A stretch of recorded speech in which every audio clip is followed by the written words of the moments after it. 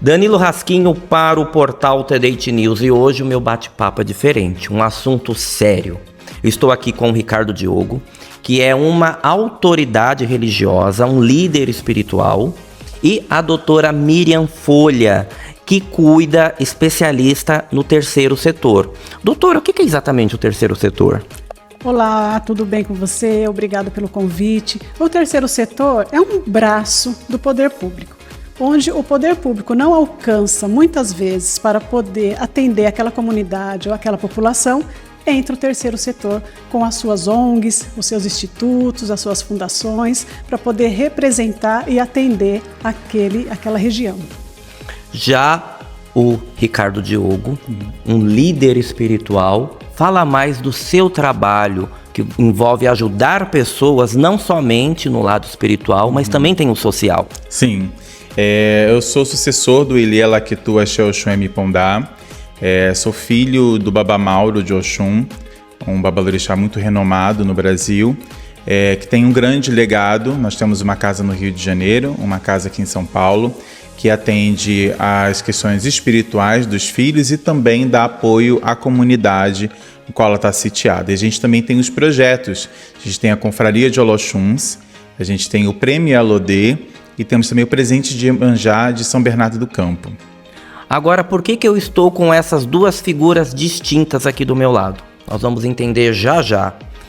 O Ricardo Diogo, que tem um nome espiritual, fala para nós aí o seu nome espiritual. É Babalorixá Diogo de Logunedé. Dentre os projetos dele, está aqui junto a doutora Miriam, porque eles estão fazendo algo revolucionário. Fala para nós mais do seu projeto que envolve aqui a doutora. Sim.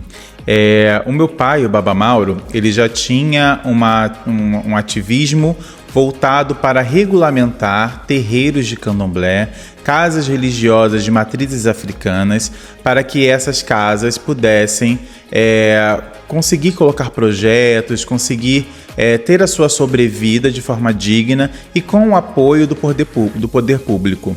E sendo que não é tão simples, apesar de ser tecnicamente simples, não é tão simples para uma pessoa leiga. Então a gente normalmente precisa de um apoio. E a gente vem sentindo uma carência muito grande de pessoas especializadas, pessoas que tenham um preparo profissional para realizar esse tipo de regulamentação, de regularização. Então a gente tem hoje a nossa assessora jurídica, que é a doutora Miriam Folha, que ela é especializada no terceiro setor, ela é uma pessoa extremamente capacitada e de confiança para realizar esse trabalho. E a gente vem inserindo ela nessa vertente para que as pessoas que comungam da nossa religião, as pessoas que estão com a gente nos nossos projetos, tenham acesso a conseguir regulamentar e fazer com que o seu terreiro ele exista, né, de uma forma documentada.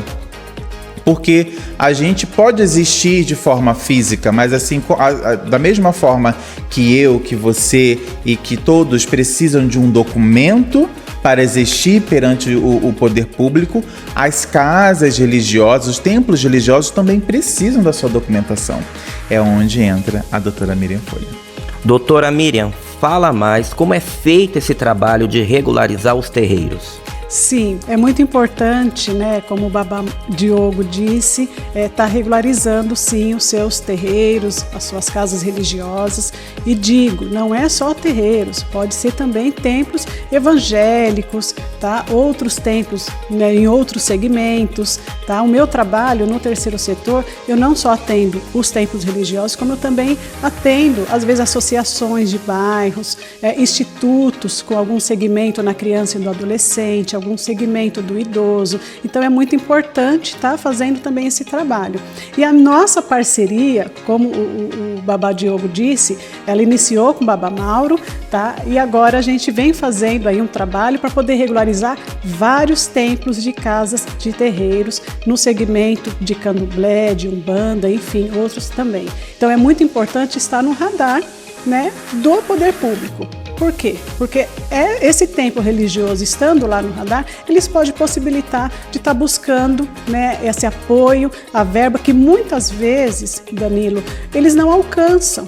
tem verba assim do poder público que é destinado ao trabalho social e as casas não alcançam essas verbas por não ter os seus documentos. Então, é importante sim fazer o seu estatuto, a sua ata, se informar como funciona, tá? Os seus projetos é muito importante, porque esses projetos vai ter um segmento aí de impacto social e não vai atender apenas a questão religiosa, vai atender uma comunidade a qual aquele templo está inserido naquele endereço, ele atende toda aquela comunidade. Então, é muito importante sim, esse é um trabalho bonito, bacana e muito rico. Ricardo, quando alguém procura a sua casa espiritual, o seu templo, o seu terreiro, falar de uma forma que todos possam abranger, não é apenas alguém querendo se aproximar de Deus ou do Criador ou de uma entidade, mas existe também um trabalho social. Fala deste trabalho. Exatamente. A Casa de Candomblé, ela além de ser um polo de conduzir espiritualidade, de aprimorar a espiritualidade, ela também tem ali o dever de acolhimento social.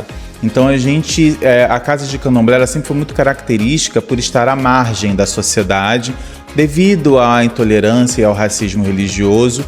Então a gente também tem essa característica de acolhimento de pessoas que estão à margem, né? Pessoas que não se encaixam dentro dos padrões que se seguem, né, de outras vertentes religiosas. E isso acabou se caracterizando dentro da nossa religião. Então é muito comum que casas e terreiros de candomblé precisem dar apoio à sua comunidade. Algumas casas elas entregam cestas básicas, leite, proteínas para alimentação, tem esse cunho alimentar muito forte.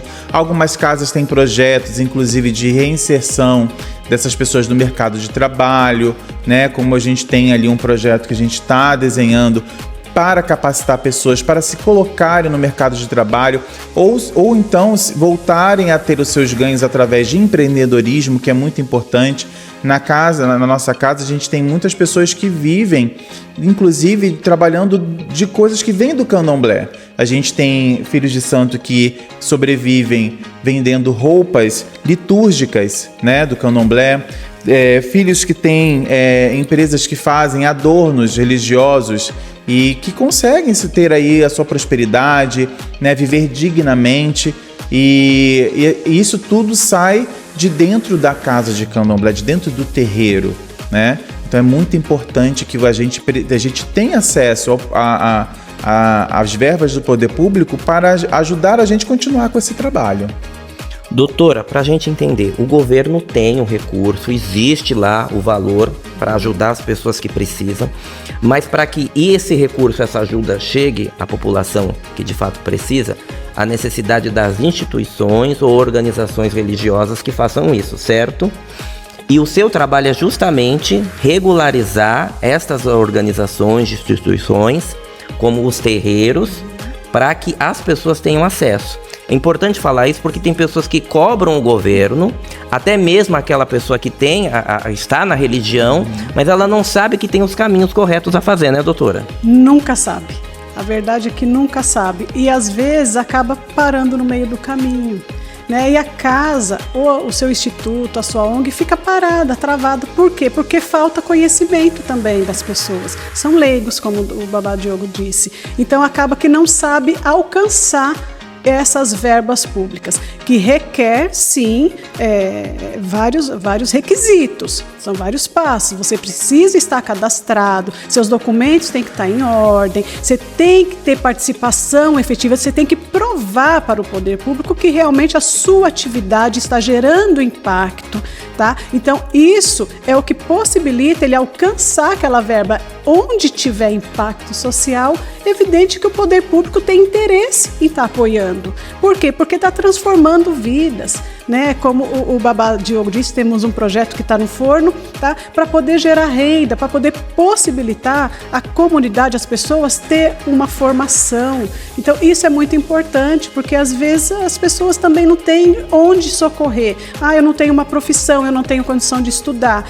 facilitar é essas ONGs, é o braço, é o terceiro setor que chega ali para poder tapar aquele buraco do poder público, onde o poder público não alcança, é essas ONGs, essa instituição que vai alcançar aquelas pessoas. Então é muito importante sim falar nesse tema, tá? Para poder possibilitar das pessoas estar se informando, porque é bastante coisa, é simples, mas para quem não conhece acaba sendo dificultado o acesso a essas verbas públicas.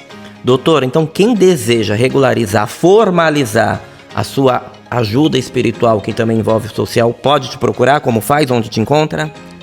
Pode me procurar, pode tirar suas dúvidas, pode poder saber como que faz passo a passo. Eu vou estar orientando, vou estar explicando o que precisa fazer, tá? Pode procurar, estou à disposição. Quanto mais, melhor, porque é muito lindo o trabalho, gera impacto e transforma vidas.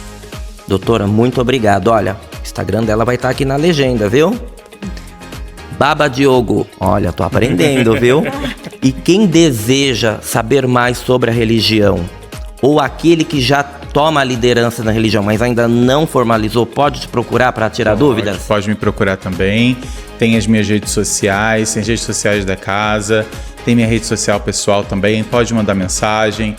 A gente tem os atendimentos, a gente tem as nossas funções, né, que a gente denomina os nossos encontros religiosos, que também acontecem nos nossos templos. Tem o Templo do Rio de Janeiro e tem o Templo de São Paulo, que fica localizado em São Bernardo.